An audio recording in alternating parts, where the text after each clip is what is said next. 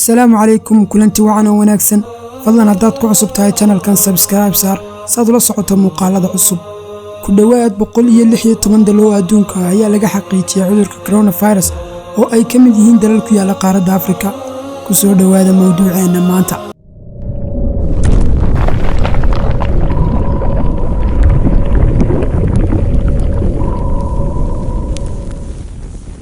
COVID-19 oo loo soo gaabiyay coronavirus disease 2019 ayaa waxa laga helay markii uu horeysay magaalada Wuhan ee dalka Shiinaha dabayaaqadii sanadkii 2019 cudurkan ilaa hadda waxa la xaqiijiyay 116 wadan oo adduunka ah sidoo kale waxa la xaqiijiyay in ka badan 132,000 oo kiis halka dhimashadu marayso in ka badan 4,900 oo qof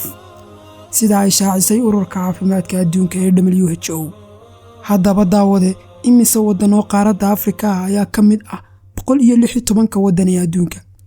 waxaa jira in ka badan 138 kiis oo laga diiwaan geliyay 16 dal oo ku yaala qaaradda Afrika sida ay muujinayaan tirooyinkii u dambeeyay ee ururka caafimaadka adduunku haddaba waa kuwee 16 wadan ee Afrika ku yaala ee laga xaqiijiyay cudurkan kaalinta koowaad waxa ku jirta Egypt oo 67 qof Algeria 24 qof South Africa 16 qof Tunisia 7 qof Senegal 4 qof Morocco 6 qof Cameroon 2 qof Burkina Faso 2 qof Nigeria 2 qof Ghana 2 qof Togo qof Kenya qof Gabon qof Cote d'Ivoire qof Democratic Republic of Congo qof Ethiopia 1 qof guud ahaan waxa uu dhintay cudurkan 3 ruux marka la joogo qaaradda Afrika haddaba aan tusaale u soo qaadano wadamo kamid ah qaaradda Afrika Egypt 12 March 2020 wasaaradda caafimaadka Masar ayaa arbacadii xaqiijisay 7 kiis oo cudurka coronavirus ah taas oo tirada guud ee cudurrada ka dhigaysa 67 kiis mas'uuliyiinta Masar ayaa axadii xaqiijiyay dhimashadii ugu horeysay ee coronavirus-ka markii dalxiisa Jarmal ah uu u dhintay cudurkaas halka qofka kale uu ahaa haweeney 60 sano jir ah oo u dhimatay cudurkaas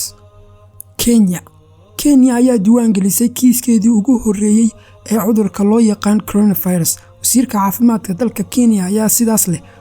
bukaanka ayaa la ogaaday habeenkii 12 March 2020 kaasoo dib ugu soo noqday Kenya isagoo ka yimid Mareykanka si marayna London Morocco ayaa diiwaan gelisay 6 kiis sida ay sheegayso wasaaradda caafimaadka Morocco ilaa hadda waxay dawladdu xaqiijisay 1 qof oo dhimasho ah oo ahayd haweeney 89 jir ah South Africa waxay xaqiijisay 12 March 6 kiis oo cusub kana dhigaysa guud ahaan 16 kiis sida laga soo xaqiijiyay macadka qaranka ee cudurrada faafa Ethiopia ayaa xaqiijisay kiiskeedii ugu horeeyay ee cudurrada coronavirus macadka caafimaadka dadweynaha ee dalkaas ayaa u sheegay wakaaladda wararka ee Reuters ta kale umabanti duqa caasimadda Addis Ababa ayaa bartiisa Twitterka ku soo qoray in muwaadin Japan ah uu yahay shakhsiga ay dhibaatadu saameysay haddaba dulucda mawduucan inaga Soomaali ahaan maxayna la gudboon daawada raac fariimahan caafimaad si aad u ilaaliso caafimaadkaaga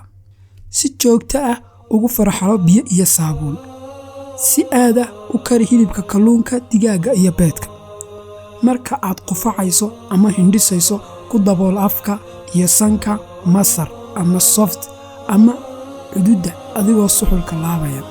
haddaad yeelato xumad iyo qufac ha tagin goobaha dadku ku badan yahay sida sariibada iyo dugsiyada iyo goobaha kale la midka ah si degdeg ahna u tag xarunta caafimaad ee kugu dhow haddaad qof salaamayso waxa habboon in aad iska dayso salaanta gacan qaadka ah oo raac sunnaha nabiga sallallahu alayhi wasallam ee ah salaanta sharciga ah waxaan rajaynayaa in muuqaalkan wax badan ka faa'iideen. Assalaamu calaykum waraxmatullaahi wabarakaatuh.